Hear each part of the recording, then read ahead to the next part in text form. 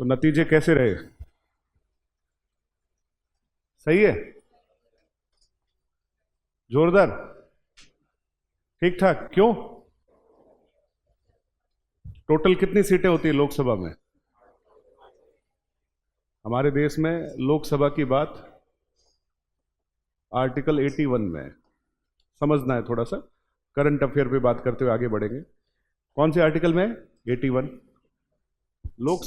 लोकसभा जो है, इसमें एक समय ऐसा था कि मेंबर जो होते थे नॉमिनेटेड होते थे और उनकी संख्या 2 होती थी। और नॉमिनेशन को हम हिंदी में बोलते हैं मनोनयन। कितने सदस्य होते थे? 2। ये उन लोगों को नॉमिनेट करके रखा जाता था जो एंग्लो इंडियन कम्युनिटी के होते थे। कौन सी कम्युनिटी? जिनका कभी ना कभी भारत से संबंध होने के साथ साथ कहीं ना कहीं आउट ऑफ इंडिया, आप ये कह सकते हैं जो अंग्रेज भारत आए उनके बहुत सारे परिवार यहाँ बस गए, जिनके माता पिता या दादा दादी उनमें से कोई एक इंडियन हो और दूसरा आउट ऑफ इंडिया हो, ऐसे परिवार को पैटर्नल फॉर्म में एंग्लो इंडियन कहा गया। उस कम्युनिटी के कितने लोगों को भारत में नॉमिनेट किया जाता था? 2। तो ये कहा गया कि ऐसे लोगों का पार्लियामेंट में प्रतिनिधित्व होना चाहिए ताकि उन लोगों के हकों की बात हो, उनके अधिकारों की बात हो।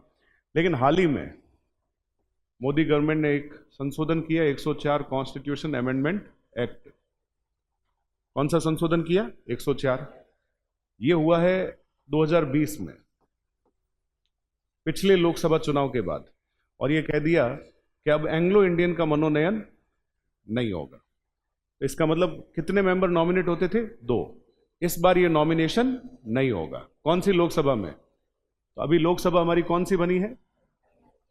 18th लोकसभा। कब से लेके कब तक? 2029 तक।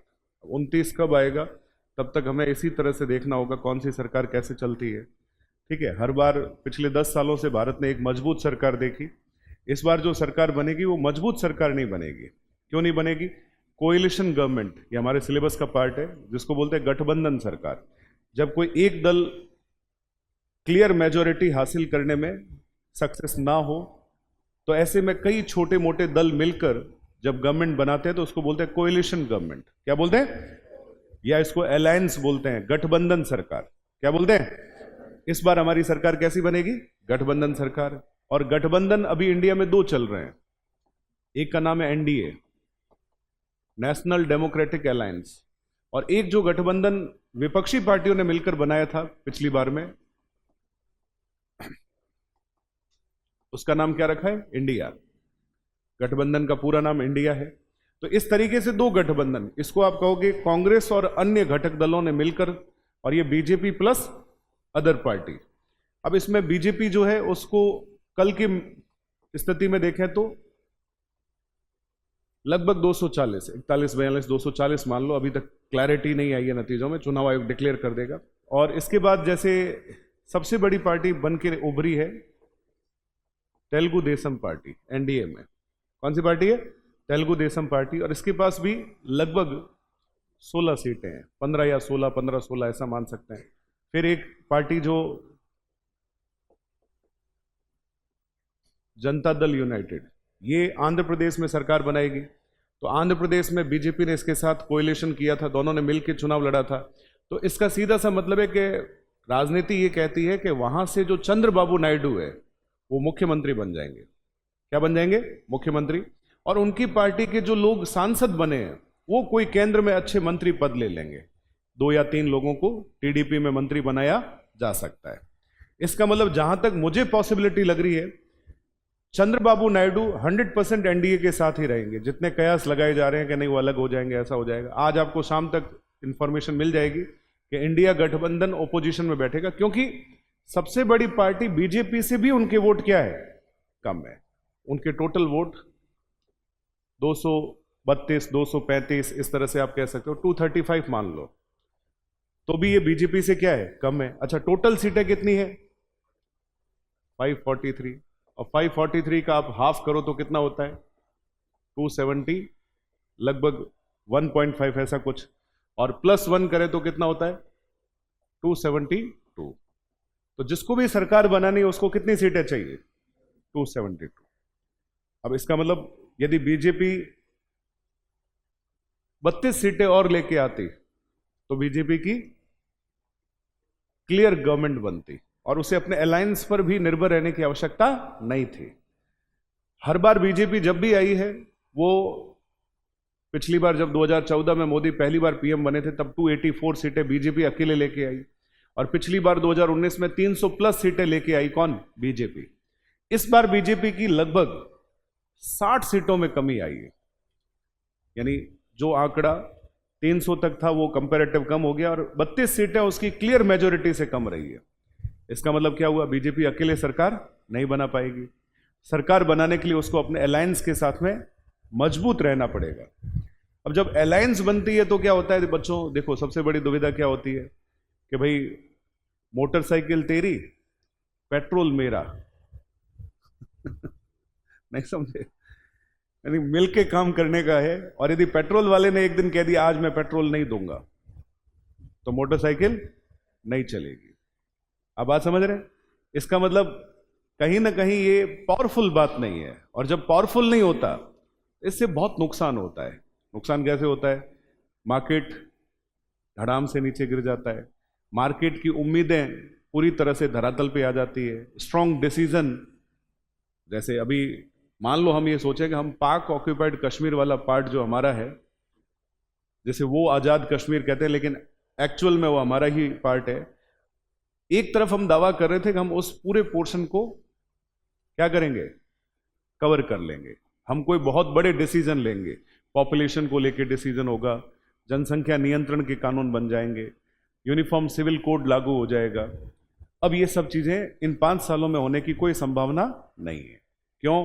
क्योंकि मोदी अकेले ताकतवर नहीं है, और यदि अकेले ताकतवर नहीं होंगे और साथ में मिलकर सरकार बनी है तो जेडीयू कहेगी कि हम पसंद नहीं करेंगे यूनिफॉर्म सिविल कोड लागू हो, और यदि आपने यूनिफॉर्म सिविल कोड लागू किया तो हम अपना समर्थन खींच लेंगे, हम आपको पेट्रोल नहीं देंगे तो आप बाइक नहीं चला पाओगे।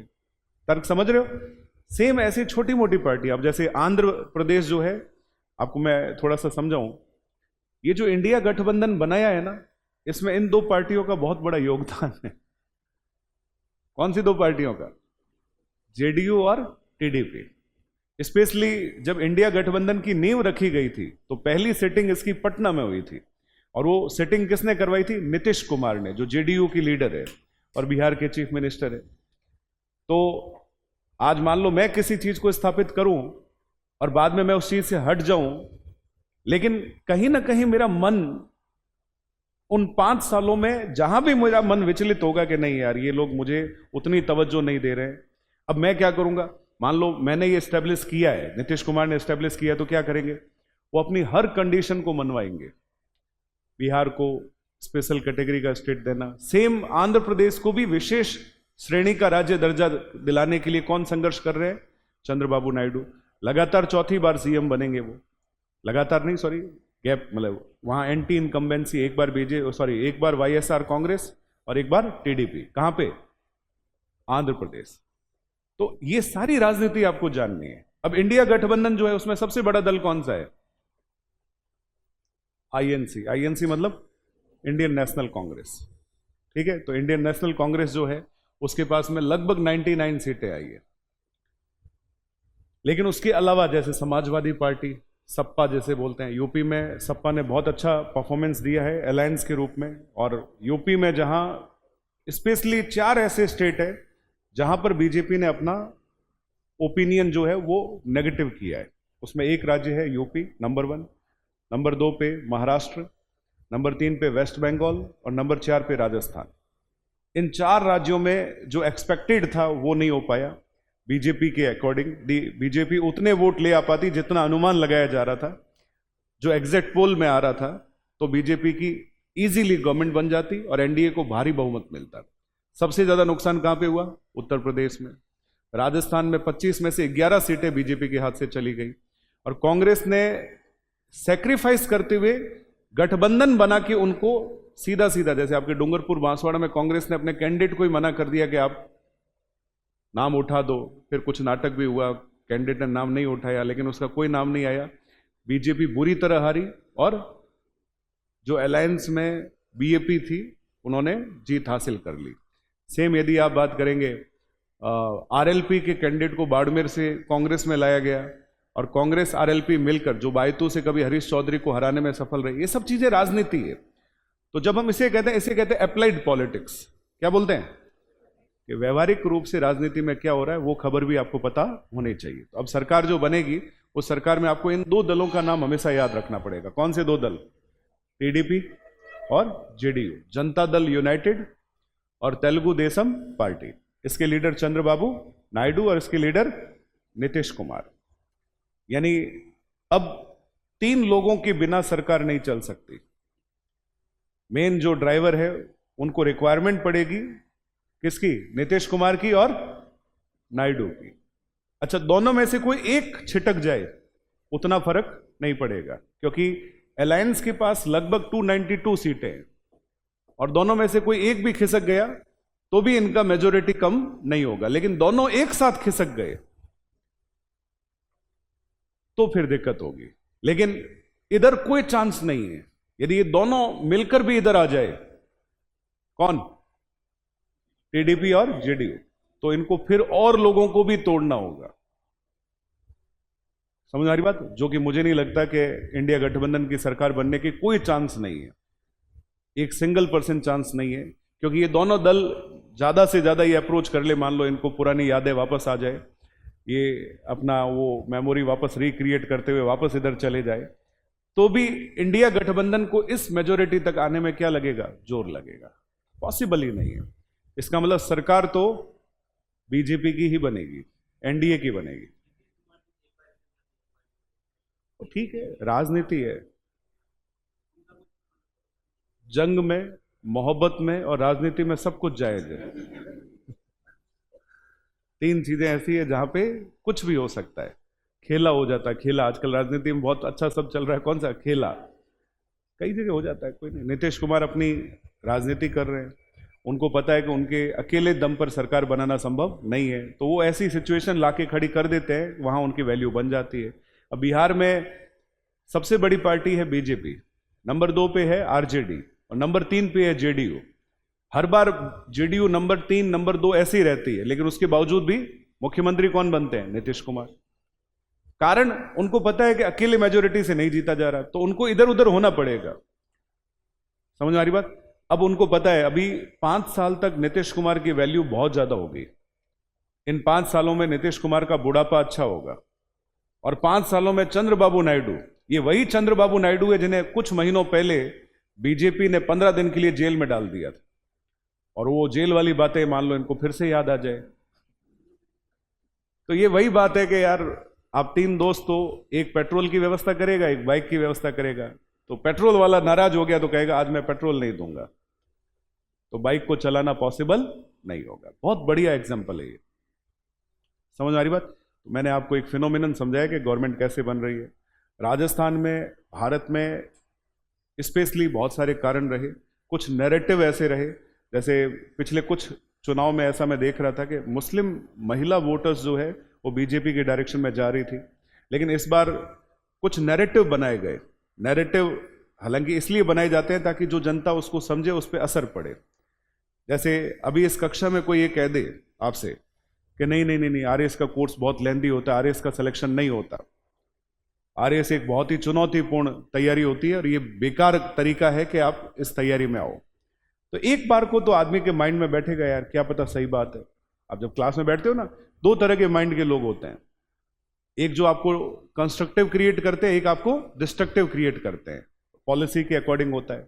अब जो पॉलिसी के, अब जैसे भारत में मुस्लिम्स के लिए हमेशा ये कहा जाता है कि मोदी जैसे ही सत्ता में आएंगे मुसलमानों को भारत से बाहर निकाल देंगे।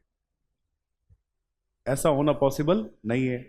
देश का कॉन्स्टिट्यूशन बदल देंगे, जबकि मैं ये कहूं कि यही संशोधन जो है इसमें एससी एसटी की रिजर्वेशन को लोकसभा और विधानसभा की सीटों में कब तक के लिए बढ़ा दिया? 2030। तो पूरे देश में एक नैरेटिव चलाए जाते हैं, सेम बीजेपी भी चलाती है। बीजेपी ने कहा कि यदि आरक्षण हमें खत्म करना ही हुआ तो हम मुस्लिमों के लिए आरक्षण कभी लागू नहीं करेंगे।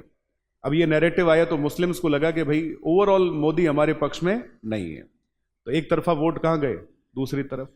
ये राजनीति में जाति, धर्म, अब बात समझ रहे हैं, ये दो चीजें कभी भी राजनीति से हटाई नहीं जा सकती इंडियन ओपिनियन में। आपके सिलेबस में आगे जाके मेंस में एक टॉपिक है पॉलिटी में, उसका टाइटल है वोटिंग बिहेवियर। क्या है? नाम से ही वोटिंग मतलब मतदान और बिहेवियर मतलब व्यवहार, कि जब आदमी वोटिंग करने जाता है तब उसकी साइकोलॉजी क्या है। वोटिंग करने जाता है तब उसकी साइकोलॉजी क्या है। मान लो आप में से भी किसी ने वोट दिए, अब किसी ने कहा कि राम मंदिर बना है, तो ये रिलीजन से जुड़ा हुआ है। तो राम मंदिर किसने बनाया? जो राम को लेके आए हम उनको लेके आएंगे, ऐसे नैरेटिव बनाए गए। नैरेटिव मतलब ऐसे डायलॉग्स बनाए जाते हैं। लेकिन जहां राम मंदिर बना उस अयोध्या में ही बीजेपी हार गई। उसका रीजन है कि आप सिर्फ एक नैरेटिव के दम पर कभी कभी तो चीजों को बदल सकते हो और कभी ना भी बदल सको, क्योंकि दूसरा नैरेटिव किस डायरेक्शन में चल रहा है। तो उस एरिया में मुस्लिम पॉपुलेशन ज्यादा है, दलित पॉपुलेशन भी ज्यादा है, उनके सामने नैरेटिव बनाया गया संविधान खत्म कर देंगे। क्या कर देंगे? यदि ये आ गए वापस तो 10 सालों में इन्होंने देश को बेच दिया, देश को नुकसान पहुंचा है, जबकि कुछ नहीं हुआ है। ये नैरेटिव होते हैं। संविधान की कॉपी हाथ में लेके यदि कांग्रेस लीडर ये कह रहे हैं कि संविधान खत्म हो जाएगा, तो मैं आपको कभी समझाऊंगा पिछले 7 संशोधन में ऐसा कुछ नहीं हुआ जैसे संविधान खत्म हो गया। हाँ, कहीं कहीं लोगों की डायरेक्शन में दिमाग में आता है कि यार देखो, ईडी है, सीबीआई है, इनका प्रयोग केवल नॉन बीजेपी के लिए क्यों होता है? क्या बीजेपी में ऐसे कोई लोग नहीं है जो करप्शन करते हैं? अच्छा, आप कितना कि इनके पीछे कुछ चीजों को भेजोगे? अब जैसे 2 मुख्यमंत्रियों को आपने जेल में डाल दिया। अब एजुकेशन के नाम पे, मेडिकल के नाम पे दिल्ली की सरकार ने इतने अच्छे काम किए। दिल्ली की गवर्नमेंट है, दिल्ली में चुना हुआ चीफ मिनिस्टर है, आप उसको कहां डाल रहे हो? जेल में डाल रहे हो। तो लोगों के दिमाग में आता है कि कहीं ना कहीं डोमिनेशन हो रहा है। अच्छा, जो आदमी सब छोड़ के घोटाला करके बीजेपी में आ जाए, तो एक ऐसी मशीन है कि उसकी सारी गलतियां क्या हो जाती है? साफ हो जाती है। अभी कई ऐसे एग्जाम्पल देखे कि जैसे व्यक्ति पॉलिटिकल पार्टी में, रूलिंग पार्टी में आ गया, तो उसके पुराने सारे पाप क्या हो गए? माफ हो गए। कोर्ट तक ने उसको बरी कर दिया, लोगों ने इसको लेके डाउट्स किए। तो लोगों में एक नैरेटिव गया। नैरेटिव एक बहुत बड़ा शब्द है राजनीति में, जो चुनाव के समय चलता है। तो अभी आप देखेंगे, जहां भी आप देखेंगे, कई बार मोदी को खुद को कहना पड़ा, जैसा कल मैंने क्लास में समझाया था कि खुद अंबेडकर साहब भी आ जाए तो संविधान खत्म नहीं किया जा सकता, उन्हें बताना पड़ा। अब इनको 5 साल में वापस से, हालांकि देखो मैं यूं सोचता हूं कि बहुत बड़ा फायदा नहीं हुआ है कांग्रेस को, जो मेरा मानना है, आप मेरी बात 5 साल बाद याद करोगे क्यों नहीं हुआ है। स्पेशली 4 राज्यों ने ही राजनीति बदली है। कौन से 4 राज्य? यूपी, महाराष्ट्र, वेस्ट बंगाल और राजस्थान। बाकी कहीं कोई फर्क नहीं पड़ा। और मैं अभी आपको कह दूं कि वापस जब यूपी में इलेक्शन होगा, कहां पे? उत्तर प्रदेश में, वापस से हो सकता है कि फिर नैरेटिव डेवलप किया जाए और बीजेपी फिर सत्ता में आ जाए। इसका मतलब राजनीति का कोई भरोसा नहीं है। कई बार हमें ऐसा लगता है कि ऐसा हो जाएगा। जैसे राजस्थान में आप बहुत आश्चर्यजनक स्थिति में देखोगे, कभी कभी ऐसा हुआ, राजस्थान की स्थिति बता रहा हूं, 1977 में पहली बार नॉन कांग्रेसी गवर्नमेंट बनी थी और मुख्यमंत्री बने थे भैरों सिंह शेखावत, और जनता ने उनको बहुमत से जिताया। उनके पास मेजोरिटी से सीटें आई। पहली बार 200 सीटों पे चुनाव लड़ा गया। कब? 1977। लोगों ने सोचा कि अब हमेशा नॉन कांग्रेस गवर्नमेंट ही स्टेब्लिश हो पाएगी, कांग्रेस गई। लेकिन जैसे 80 में राजस्थान में इमरजेंसी लगा कि भैरों सिंह शेखावत जो मुख्यमंत्री बने थे उनको हटा दिया। 80 में फिर चुनाव हुआ और कांग्रेस फिर बहुमत में आ गई। अब बात समझ रहे? तो राजनीति का कोई भरोसा नहीं है। जनता जनार्दन है। मैं ये मानता हूं कि जो काम अभी कल की डेट में हुआ, यदि आप मुझसे पूछोगे सर ये अच्छा हुआ या बुरा हुआ, सिर्फ कोएलिशन के रूप में हम जरूर कह सकते हैं कि थोड़ा सा सरकार पे प्रेशर बढ़ेगा, लेकिन मुझे लगता है बहुत अच्छा हुआ। क्यों अच्छा हुआ? क्योंकि इससे लोकतंत्र मजबूत होता है। अभी तक हमारे देश में कई बाहर के देश भी जब हमारी जर्नलिज्म के तौर पे वो बाहर से आके भारत की रिपोर्टिंग करते तो कहते थे कि कहीं ना कहीं इलेक्शन को हैक किया जा रहा है, ईवीएम को हैक किया जा रहा है, इलेक्शन पूरी तरह से डोमिनेट किए जा रहे हैं। लेकिन अब ये स्थिति साफ हो गई कि ऐसा कुछ नहीं होता। यदि ऐसा होता तो बीजेपी तीसरी बार बहुमत से क्या बनाती? सरकार बनाती। जनता का वोट ईवीएम में पैक होता है, ईवीएम इलेक्शन कमीशन के पास होता है और वो ऑटोनॉमस रूप से कार्य करता है। उसका चुनाव में आचार संहिता के रूप में डोमिनेशन होता है और गवर्नमेंट उसमें इंटरफेयर नहीं कर पाती। इतने बड़े देश में यदि कहीं एक जगह भी ऐसी गुंजाइश निकल के आ जाए तो आज मीडिया इतना पॉपुलर है, लोग इतने अवेयर है। पहले जरूर ऐसा कभी हुआ होगा, मैं ऐसा नहीं कह रहा हूं कि नहीं हुआ होगा, लेकिन आज सतर्कता, जागरूकता बहुत ज्यादा है। आम आदमी भी जानता है कि चुनाव क्या है, क्लियर है। हर छोटे से शहर में जिस समय वोटिंग होती है, छोटा सा कार्यकर्ता भी वहां पहुंच जाता है कि साहब मैं खड़ा रहूंगा, देखूंगा गिनती गलत तो नहीं हो रही। तो वहां इस तरह के ब्लेम क्रिएट करना, यदि मान लो ये इंडिया गठबंधन 100 के आसपास होता, 150 के आसपास होता, तो ये आरोप फिर से लगता और एक फिर नैरेटिव बनाया जाता कि देश को बेचा जा रहा है, चुनाव पूरी तरह से मैनेज किए गए हैं। लेकिन अब ये सारी बातें नहीं होगी। तो इस तरह से हम कह सकते हैं लोकतंत्र मजबूत करने का अधिकार किसके पास होता है? जनता के पास। जनता द्वारा चुना हुआ प्रतिनिधि कहां जाता है? पार्लियामेंट में। अब पार्लियामेंट में एक हेल्दी डिस्कशन होगा, अकेले बीजेपी डोमिनेट नहीं कर पाएगी। अच्छा, आप कभी कभी अनुभवी खिलाड़ियों को साइडलाइन करते हो, उसका नतीजा आपने राजस्थान में देखा। राजस्थान में क्या स्थिति हुई? जहां 25 की 25 सीटें बीजेपी के पास आ रही थी, आपने एक नई गवर्नमेंट बनाई। नई गवर्नमेंट, जो नया चीफ मिनिस्टर अभी तक के ट्रैक के हिसाब से देखा जाए तो सफल नहीं हुआ। उनके ऊपर जरूर प्रेशर आएगा। हालांकि मुझे नहीं लगता कि बीजेपी सरकार में सीएम को बदलेगी, ऐसा कोई चांस नहीं है। लेकिन कम से कम ये प्रेशर जरूर होगा कि आपके आते ही आप बढ़िया प्रदर्शन नहीं कर पाए। और कई बड़े लीडर्स जैसे वसुंधरा है या और बड़े नाम हैं जिनको इन्होंने साइडलाइन किया, उनकी वैल्यू फिर से रीस्टेब्लिश हो जाएगी, रीडेवलप हो जाएगी। ये सब राजनीति है। तो बच्चों, जो मैं आपको बातें समझा रहा हूं, इसे जानना बहुत ही जरूरी है। ठीक है, तो अब देखते हैं आगे सरकार कैसे चलती है। ये अपने आप में बहुत ही रोचक होगा, सरकार को चलाने का जो कॉन्सेप्ट है। और कोई बात जो पूछना चाह रहे हो आप, फिर हम क्लास शुरू करते हैं। अभी आज तो अखबार में सारा का सारा चुनाव है, तो आज तो पूरा अखबार ही हेडलाइन है। वो मैं कब समझाऊंगा? नॉर्मल डेज में। अभी अभी आप देखो सिचुएशन, इन दिनों में अखबारों में क्या चलेगा? क्या पेट्रोल लाने वाले बाइक चलाने के लिए पेट्रोल दे रहे हैं या नहीं दे रहे हैं? कहीं ऐसा तो नहीं कि पेट्रोल वाला आदमी दूसरे को पेट्रोल देने की इच्छा कर रहा है? अब अभी अखबारों में यही चलेगा। कब तक? जब तक एक स्टेबिलिटी क्रिएट नहीं होती कि गवर्नमेंट किसकी बनेगी। अच्छा, गवर्नमेंट बनने के बाद भी चुनौतियां हैं। क्यों? मिनिस्ट्री कैसे दी जाएगी? अब कुछ लोग कई तरह के कयास लगा रहे हैं कि हो सकता है कि जेडीयू और जो टीडीपी है, उनके लीडर्स को डेप्यूटी प्राइम मिनिस्टर का पद दिया जाए। कौन सा पद? उप प्रधानमंत्री, जो कि भारत में पिछले, आप ये कह सकते हैं कि लाल कृष्ण आडवाणी के बाद इस पद का कभी प्रयोग नहीं हुआ। वाजपेयी जब पीएम बने थे तो आडवाणी को क्या बनाया था? उप प्रधानमंत्री।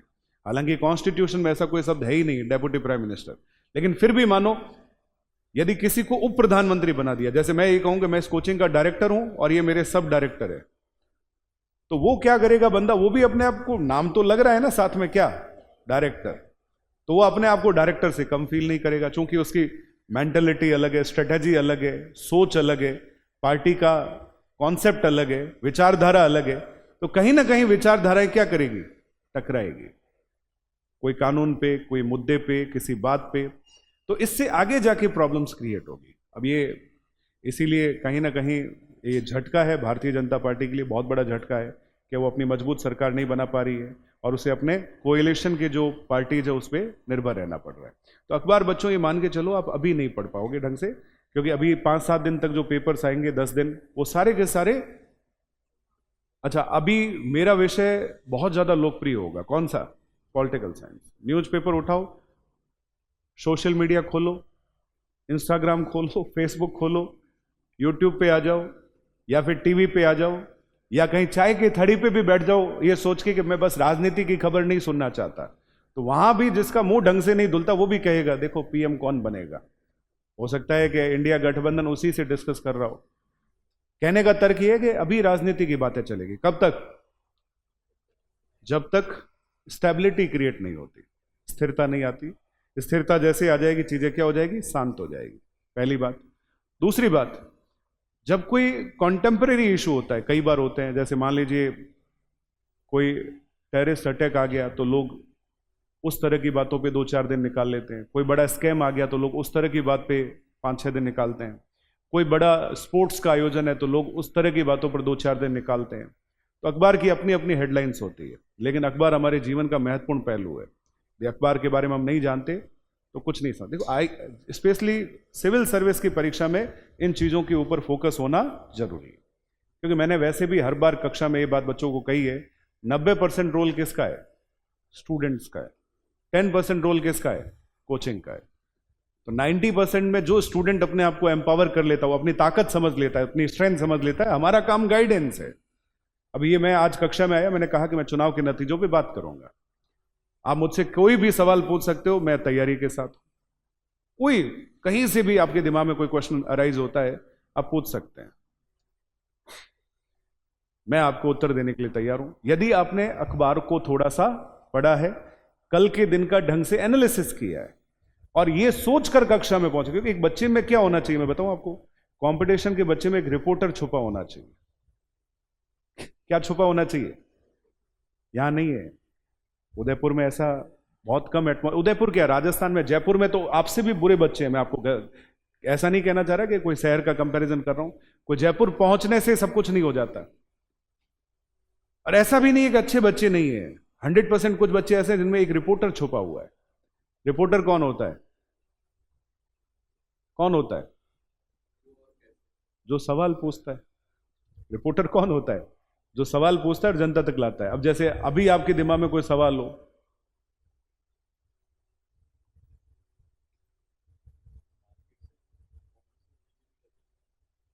मार्केट से इसलिए लेना देना होता है बेटा कि शासन इनके हाथ में है, पॉलिसीज इनके हाथ में है, समझ में आ रही बात?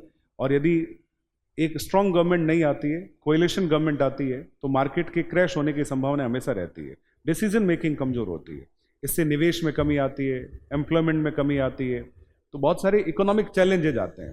तो एक निवेशक ये सोचता है कि यार जब ऐसी स्थिति होगी तो क्या पता मेरा जो पैसा लगाया हुआ वो सही जगह है या नहीं। तो जैसे बहुत सारे फॉरेन इन्वेस्टर इंडिया के मार्केट में निवेश करते हैं, तो उनको लगेगा कि मोदी जब स्ट्रांगली यदि अपनी सरकार नहीं बना पा रहे हैं तो वो भारत से अपना पैसा निकाल के क्या करेंगे? शिफ्ट कर देंगे। अच्छा, अभी रिसेंटली मेरे बहुत सारे जानकार दोस्त ऐसे हैं जिन्होंने मार्केट में 3-4 दिन पहले मेरे एक दोस्त के साथ शर्त भी थी, उन्होंने कहा था कि आप क्या अनुमान मानते हो? तो मैंने कहा यार बीजेपी आराम से सत्ता में आ जाएगी, मेरा सोचना यही था लगभग, क्योंकि मुझे लग रहा था कि मोदी फैक्टर बहुत पावरफुल है। तो उन्होंने कहा कि नहीं, बीजेपी 250 से ऊपर नहीं जाएगी, तो उनका ओपिनियन मुझसे ज़्यादा सटीक रहा। तो वो एक्चुअली थोड़ा शेयर मार्केट से जुड़े हुए व्यक्ति है, तो उन्होंने कहा कि मैंने अपने सारे दोस्तों को और आपको भी ये गाइड कर रहा हूं कि यदि मार्केट में आपने पैसा लगाया हुआ है तो उसको क्या करो? निकाल लो।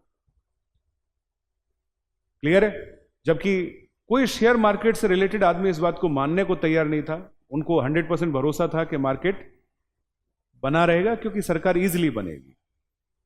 तो जैसे एग्जिट पोल के नतीजे आए, उनकी बात सही साबित हुई, तो निवेश उस दिन के लिए क्या हो गया? बढ़ गया।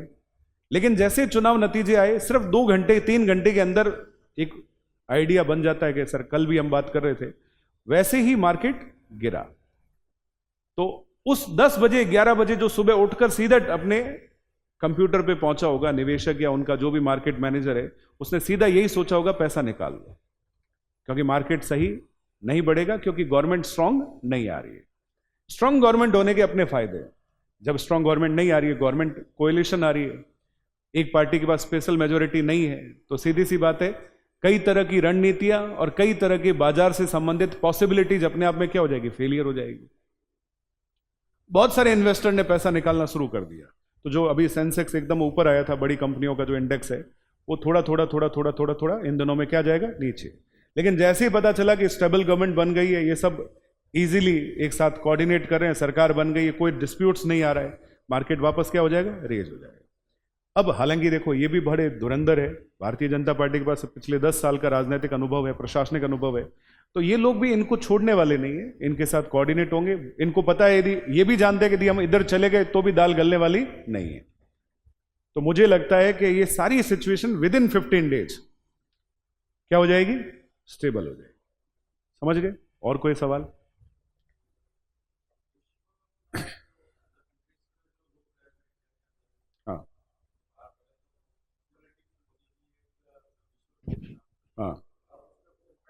नहीं, देखो मेरे को ऐसा लगता है कि यहाँ मोदी फैक्टर तो अभी भी बना हुआ है। एक आदमी के नाम से चुनाव लड़ा और सबसे बड़ी पार्टी कौन सी आई? बीजेपी। ये आप समझ नहीं रहे हो कि कायदे से बीजेपी का इस मामले में जो कल एक उनका प्रेस कॉन्फ्रेंस में कहना था, वो क्या था कि हमारा जो अकेला सिंगल पार्टी है इनके अलायंस से बड़ा है, और ये कह रहे हैं कि हम हार गए, ये हमारी मॉरल डिफीट है। कहां से हुई? हां, जो इन्होंने एक नैरेटिव चलाया था अब की बार 400 पार, ये नैरेटिव था। मैंने कहा नैरेटिव बनाए जाते हैं कहां पे? इलेक्शन में। वो इसलिए बनाया गया था कि इनको पता था कि इस बार 300 में भी दिक्कत होगी। देखो अंदर की स्ट्रेटेजी पार्टी जानती है। आज मेरे कोचिंग में क्या चल रहा है मुझे अच्छे से पता है। क्लियर है? अब मैं यदि अखबार में दूंगा कि सारथी एकेडमी में पहले बैच में 400 बच्चे आए, तो बाहर पढ़ने वाला बच्चा क्या सोचेगा? बच्चे आए। एक्चुअली क्या है, दम सब में है। प्रधानमंत्री राहुल गांधी बन गए तो भी काम करेंगे, और प्रधानमंत्री मोदी बने तब भी काम करेंगे। कोई भी बिना काम किए, क्या मनमोहन सिंह ने काम नहीं किया? 10 साल काम किया। क्या मोदी ने काम नहीं किया? 10 साल काम किया, आउटस्टैंडिंग काम किया। आज देश की इज्जत कहीं खतरे में नहीं है।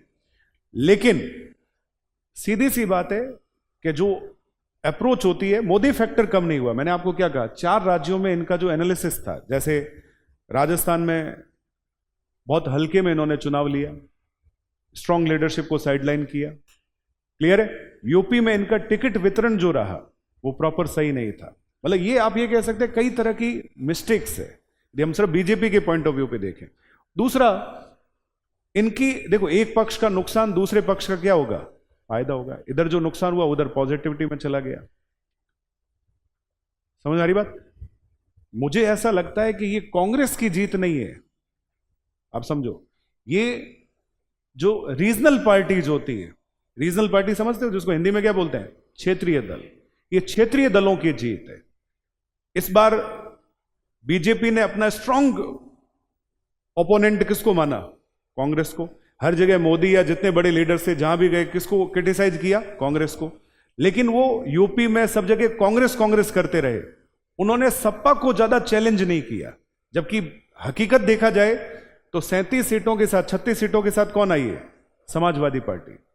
एक यूपी की एक बड़ी पार्टी बनी, कौन सी? अखिलेश की। यदि ये अखिलेश की पार्टी कल को बीजेपी के साथ कोएलिशन, भाई देखो रास्ते तो खुले हैं ना, गठबंधन तो किसी के साथ भी हो सकता है। अब हम कह रहे हैं कि नहीं ये दो इधर चले जाएंगे, क्यों? उधर के इधर नहीं आ सकते।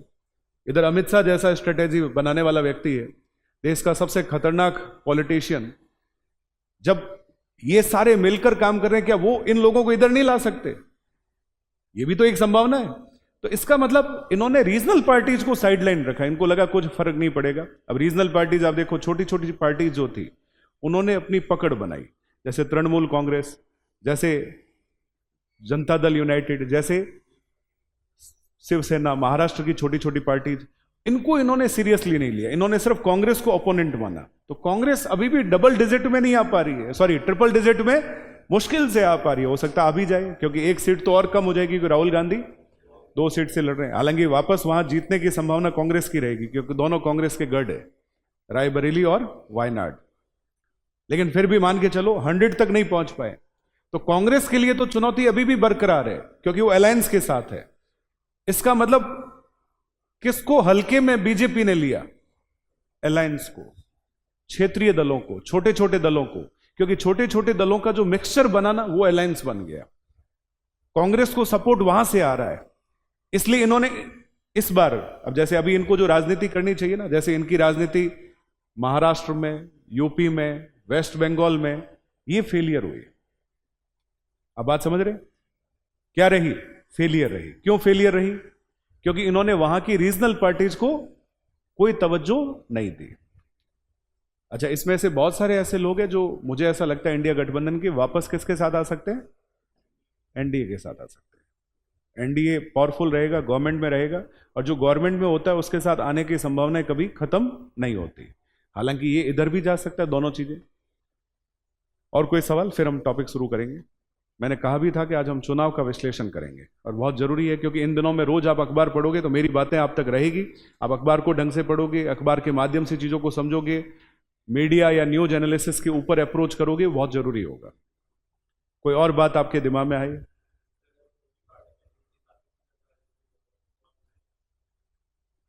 तो फिर वैसे तो देखो हमारे इस पूरे प्रोविजन में कॉन्स्टिट्यूशनल प्रोविजन क्या, मैं वो समझा दूं आपको। सीधा सीधा बहुमत दल के नेता को राष्ट्रपति क्या बनाता है? प्रधानमंत्री। और राष्ट्रपति चूंकि इस मामले में अपने स्वविवेक का प्रयोग करता है, उसकी डिस्क्रेशनरी पावर होती है, स्वविवेक शक्ति होती है। यदि किसी भी दल को स्पष्ट बहुमत नहीं मिले, लेकिन प्री पोल, आप ये कह सकते हैं चुनाव से पहले, प्री पोल मतलब चुनाव से पहले ये अलायंस था, तो सीधी सी बात है कि राष्ट्रपति के पास एक चिट्ठी जाती है बहुमत के नाम से। राष्ट्रपति सबसे बड़े दल के नेता को सबसे पहले पूछेगा, ये संवैधानिक कर्तव्य है। तो सबसे बड़ा दल कौन सा है? बीजेपी। चाहे ये सारे इधर खिसक भी जाए तो भी संभावना ये बनेगी कि प्रेसिडेंट किससे बात करेगा? बीजेपी से, कि भाई आप सरकार बनाओ। फिर सरकार को मोहलत दी जाती है मेजोरिटी साबित करने की। कहां? हाउस में, पार्लियामेंट में, लोकसभा में। तो सरकार को मेजोरिटी साबित करनी होगी। अच्छा, मेजोरिटी के लिए एक तरीका यह भी होता है कि राष्ट्रपति को ये जो दल है दोनों, ये लिखकर चिट्ठी देते हैं कि भाई हम हमारे अलायंस के साथ है, हमारी सरकार बन रही है और हम एनडीए की गवर्नमेंट बना रहे हैं। तो ये सब मिलकर यदि राष्ट्रपति के पास जाएंगे भी। आज इनकी बैठक होनी है, कल परसों में आप देखोगे अखबार में सारे एनडीए से रिलेटेड दल है, BJP plus JDU plus TDP plus एक चिराग पासवान की पार्टी है, ठीक है, सब में होती है। उसमें इंडिया गठबंधन में भी खूब पार्टियां हैं। हाँ, तो इससे कोई फर्क नहीं पड़ता, कई छोटे मोटे दल होते हैं, ठीक है ना। तो आप ये मान के चलोगे कॉन्स्टिट्यूशनल कॉन्सेप्ट ये है, सबसे बड़े दल के नेता को पीएम बनाने के लिए आमंत्रित किया जाता है। इसे हम हंग असेंबली कहते हैं। ये कायदे से एक एग्जैक्टली सही नतीजा किसी को नहीं मिला। पिछले दोनों इलेक्शन में एक ही पार्टी के पास स्पष्ट मेजोरिटी थी। अच्छा, इससे पहले पिछले कई वर्षों से भारत में हम देखें तो लगभग ऐसी सिचुएशन थी। मनमोहन सिंह ने दोनों सरकारें ऐसी सिचुएशन में चलाई और उन्होंने 10 साल चलाई। जब मनमोहन सिंह 10 साल चला सकते तो मोदी 5 साल क्यों नहीं चला सकते? तो इसका मतलब मुझे नहीं लगता कि कोई दिक्कत आएगी। 99% मैं श्योर हूं कि इन 5 सालों में प्रॉब्लम शायद नहीं आएगी। हाँ, कहीं कहीं प्रेशर जरूर होगा, वो अंदरूनी प्रेशर होगा जो हो सकता है बाहर आ भी जाए और ना भी आए। हाँ हाँ, देखो बेटा, मेरा जहां तक मानना है साल भर में कई समीकरण बदलते हैं। कैसे बदलते हैं? कई जगह बाई इलेक्शन होते हैं जिसको उपचुनाव कहते हैं, ठीक है। परिस्थितियां साल भर के बाद की मुझे नहीं लगता बहुत ज्यादा चेंज होगी। और यदि ये दोनों निकल भी जाए तो कुछ इधर नए प्लेयर्स को भी साधने में ये लोग कम नहीं होंगे, स्पेशली अमित शाह, ठीक है। जो मेरा अनुभव देखता हूं पिछले 10-12 साल का, भारतीय राजनीति में बहुत बढ़िया इम्पैक्ट जिस व्यक्ति ने डेवलप किया वो अमित शाह है। कई लोगों को तोड़ा जोड़ा है। तो तोड़ने जोड़ने का सबसे बड़ा कलाकार कौन है भारत की राजनीति का? अमित शाह। तो आप कह सकते हो कि कुछ भी हो सकता है, राजनीति है। अभी मैंने स्टार्टिंग इसी से की थी, जंग में, मोहब्बत में, राजनीति में सब कुछ जायज है। राजनीति में अभी तक संभावनाएं बनी रहेगी। ठीक है, शुरू करें हमारी क्लास या और डाउट्स है? हाँ हाँ हाँ, बिल्कुल। यदि ये गठबंधन तोड़ते हैं तो फिर राष्ट्रपति के पास बात जाएगी। वही, हाँ, सिचुएशन उस समय ये होगी कि गवर्नमेंट गिर सकती है, गवर्नमेंट गिर सकती है। तो गवर्नमेंट गिरने का मतलब सरकार का जाना। और मान लो उसके बाद भी कोई मेजोरिटी साबित नहीं कर पाई तो राष्ट्रपति के पास कुछ महीने का टाइम होगा और उसके बाद चुनाव की घोषणा हो जाएगी, तो दोबारा चुनाव हो सकता है। लेकिन ऐसी संभावना नहीं है, क्योंकि 5 साल तो गवर्नमेंट चलेगी चलेगी, मुझे ऐसा लगता है। इसमें देखो फैक्टर ये है, कौन सा? 240। ये नंबर छोटा नहीं है 240 जो है। और मेन नंबर कौन सा है? सिर्फ 32 सीटों का लीकेज है। मतलब ये, मैं सिर्फ ये कह रहा हूं, एक पार्टी है लेकिन ये गठबंधन से लड़े हैं। यदि इनको यही भरोसा होता कि हम अकेले जीत सकते थे तो ये कैसे लड़ते? अकेले लड़ते। लेकिन बीजेपी ने जहां अपने घटक दलों को सीटें दी होगी वहां पे इनके लिए भी तो चुनाव प्रचार किया होगा। इसलिए बहुत बड़ी संभावना है कि शायद गड़बड़ ना हो, क्योंकि जनता ने, अब जहां मान लो टीडीपी का मेंबर खड़ा हुआ वहां बीजेपी ने अपना मेंबर खड़ा नहीं किया होगा। बिहार में दोनों ने मिलकर चुनाव लड़ा है। हालांकि नीतीश कुमार की पलटियों की वजह से ये बातें ज्यादा हवा में है, लेकिन अब बार बार मुझे नहीं लगता पलटू चाचा पलटी मारेंगे। कोई व्यक्ति बार बार यदि ऐसा करता है तो फिर उसकी राजनीतिक साख में भी क्या आती है, कमी आती है। अब नीतीश कुमार और उनके जो पार्टी के लोग हैं वो बैठ के वो भी तो अपनी चर्चा करेंगे। वो कहेंगे कि अब यदि हम उधर चले गए तो हमारी राजनीतिक साख धीरे धीरे क्या होगी, खराब होगी। देखो अभी नीतीश कुमार को इस पार्टी के साथ ही फायदा है, क्योंकि एक तो वो सिटिंग चीफ मिनिस्टर है, बिहार में उनकी राजनीति हावी है। दूसरा, बिहार की सबसे बड़ी पार्टी कौन सी है, बीजेपी। यदि अब उनको लग रहा है दोबारा आना है तो बीजेपी के साथ ही चुनाव लड़ा जाए, क्योंकि एक और दल है जो लालू प्रसाद यादव का दल है, जिसका नाम है आरजेडी, राष्ट्रीय जनता दल। उसका परफॉर्मेंस कोई बेहतर नहीं हो पाया कहां पे, बिहार में, जितना सपा का हुआ। भाई यादव की बात करें तो सपा ने तो यूपी में शानदार प्रदर्शन किया, समाजवादी पार्टी अखिलेश के लीडरशिप में, लेकिन वहां कौन, आरजेडी। उसका परफॉर्मेंस उतना बेहतर नहीं, कंपेरेटिव, हालांकि ठीक है लेकिन बहुत बेहतर नहीं। तो मुझे नहीं लगता नीतीश कुमार पलटेंगे। न्यूज चैनल वाले ऐसा बोले नहीं बोले, मैं कह रहा हूं नहीं पलटेंगे इस बार। पलटू चाचा नहीं पलटेंगे, स्थिर रहेंगे। जबकि कल मैं एक जगह सुन रहा था, लालू की बेटी मीसा भारती चुनाव जीती है, तो उन्होंने, किसी ने उनसे पूछा कि आप क्या सोचते हैं, तो बोले हमारी सरकार बन रही है, नीतीश हमारे चाचा है, हमसे दूर कहां जाएंगे। लेकिन उससे पहले उनके भाई तेजस्वी ने कहा था कि ये हमारे पलटू चाचा है। कौन से चाचा है, कभी इधर चले जाते हैं कभी उधर चले जाते हैं। कौन से, नीतीश कुमार। और कोई बात, चलें आगे। इससे मैंने क्या कहा, अभी एक सवाल आपसे कहा था, रिपोर्टर बन के सवाल पूछो, बहुत मजा आता है ना। लेकिन उसके लिए रिपोर्टर तैयारी करके आते हैं। आपने कभी प्रेस कॉन्फ्रेंस सुनी हो ना, रिपोर्टर के हाथ में पेज होता है, वो स्टडी करते हैं, सवाल पूछते हैं, सवाल का लॉजिक समझते हैं। हमें भी ऐसा ही करना चाहिए। मेरी क्लास में तो मैं आपको स्पेशली अधिकार देता हूं, लास्ट तक, मुझे जो लोग जानते हैं अच्छे से उनको पता है, मेरी क्लास में प्रश्न पूछना मना है क्या, कभी किसी टॉपिक में मना नहीं है।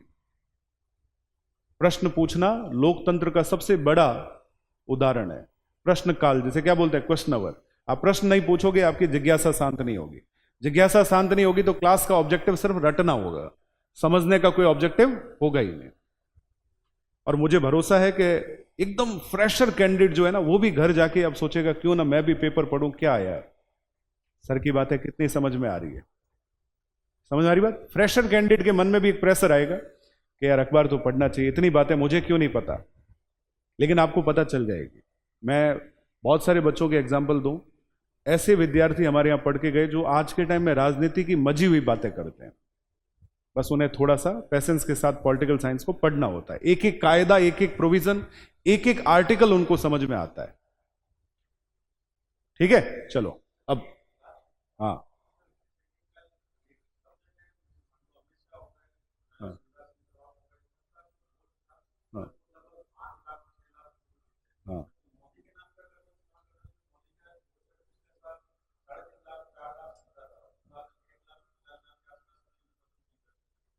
देखो मैंने आपको क्या कहा, नैरेटिव बनाए जाते हैं।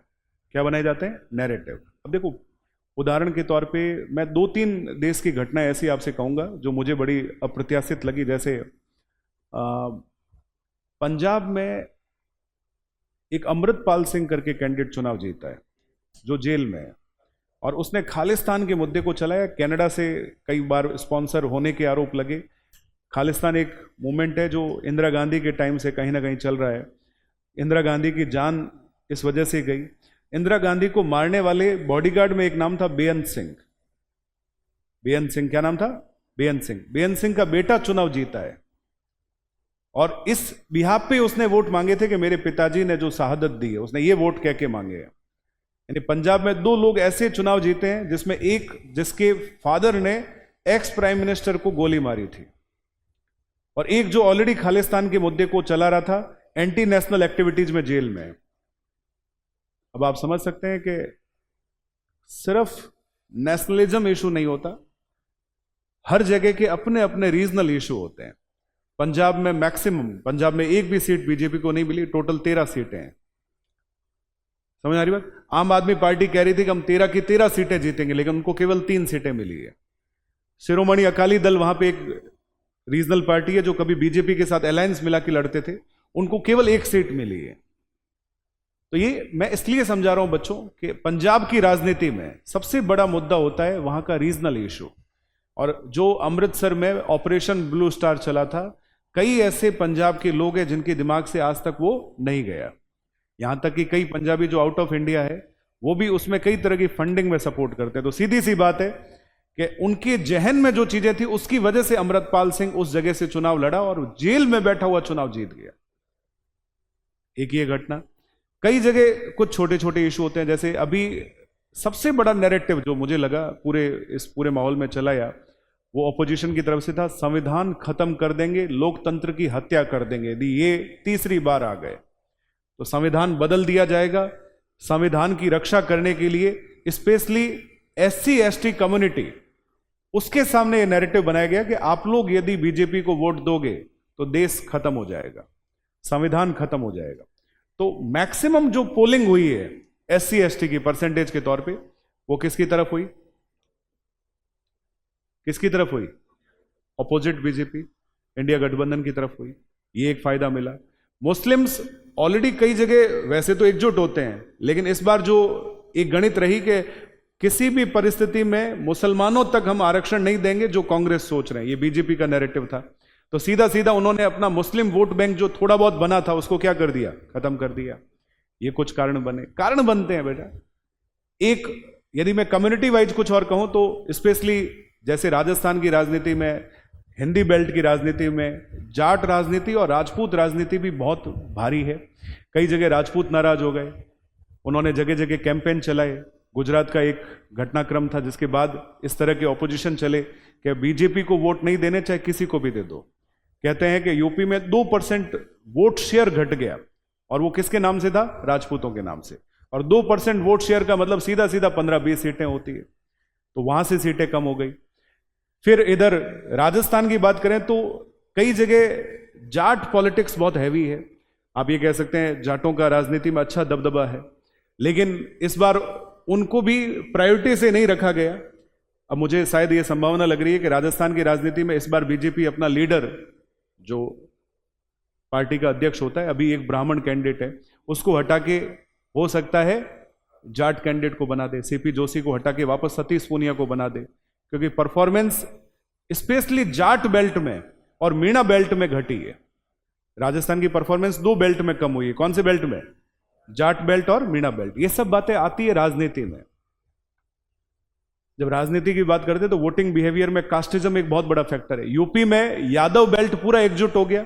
यूपी में कुछ छोटी छोटी बातें और रही, जैसे परीक्षा पेपर लीक वाले मामले, परीक्षाओं को लेके युवाओं का जो एक सरकार से निराशा का माहौल था, वो भी एक बड़ा कारण रहा।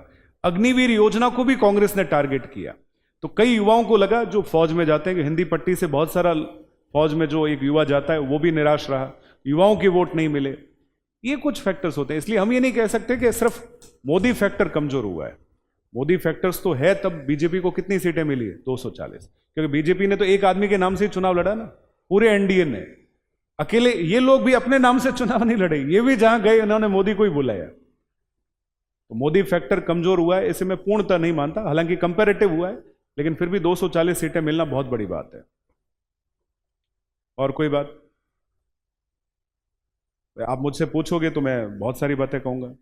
एक व्यक्ति और चुनाव जीते हैं दलितों में, नगीना करके सीट है, और वहां से चंद्रशेखर आजाद, जो अपने आप को रावण कहते हैं, तो उनका भी भारी मतों से चुनाव जीतना इस बात का इंडिकेशन है कि राजनीति में कहीं ना कहीं कास्टिज्म एक बहुत इंपॉर्टेंट फैक्टर होता है। चाहे मुस्लिम हो, चाहे राजपूत हो, चाहे जाट हो, चाहे दलित हो, कहीं ना कहीं उस फैक्टर्स का इंपैक्ट आता है। जैसे बाड़मेर से चुनाव जीता गया, तो वहां पे यहां तक भी र्यूमर्स क्रिएट हुए थे कि बीजेपी के कैंडिडेट ने अपने आप को पीछे कर दिया जानबूझकर, ताकि सारे कास्ट के वोट एक तरफा चले जाए। तो उसका असर भी हुआ, तो बाड़मेर में भी चुनाव का नतीजा उस तरह से आया। तो ये भी राजनीति के फैक्टर्स होते हैं, जिसको हम कास्ट कहते हैं। कास्ट अपने आप में प्रायोरिटी होती है, क्योंकि वोट देते समय चाहे किसी भी कम्युनिटी का व्यक्ति हो, कास्ट का व्यक्ति हो, एक बार ये सोचता है कि यदि मेरी कम्युनिटी या मेरी कास्ट का व्यक्ति चुनाव जीत गया तो मुझे उसका क्या मिलेगा?